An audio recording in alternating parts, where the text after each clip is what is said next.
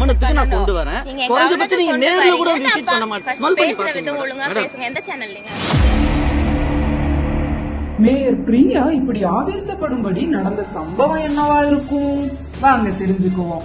சென்னை புளியந்தோப்பு ஆடுதொட்டி பகுதியில மாநகராட்சி சார்பா ப்ளீச்சிங் பவுடர் தெளிச்சிருக்காங்க. ஆனா அது ப்ளீச்சிங் பவுடரே இல்ல, கோலமாவுன்னு பொதுமக்கள் முணுமுணுக்க அந்த நேரம் அங்க வந்த மேயர் பிரியாவுக்கும் தொலைக்காட்சி நிருபருக்கும் நடைபெற்ற வாக்குவாதம் தான் இது. கோலமாவை தான் போறேன், ப்ளீச்சிங் பவுடர் போடுறதே இல்ல. இங்க கறி அறுக்கிற இடம் இல்லீங்களா, இவ்வளவு ஸ்மெல் அடிக்குது. இந்த இடத்துல வர சாப்பிடுறாங்க, ஒரு இடத்துல கூட ப்ளீச்சிங் பவுடரே போடல. இன்னைக்கு இந்த இடத்துல போடப்பட்ட ப்ளீச்சிங் பவுடர் இதுதான். இதுல சின்னதா ஒரு ஸ்மெல் வருதான்னு மட்டும் பாருங்களேன். ஸ்மெல் பண்ண தெரியும் வருது உங்களுக்கு. பவுடரே கிடையாது. ப்ளீச்சிங் பவுடர் போட்டிருந்தா கொஞ்சமாச்சு இந்த ஸ்மெல் வந்து அரெஸ்ட் ஆயிருக்கும். கிருமி நாசினி பவுடர் போட்டு போவாங்களா என்ன? அதுதான் மேடம்.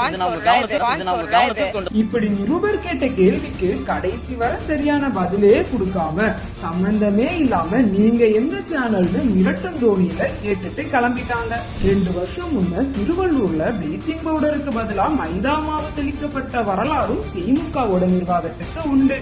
அத்தகைய இயக்கம் நடத்தக்கூடிய ஆட்சிதான் திராவிட மாடல் ஆட்சி.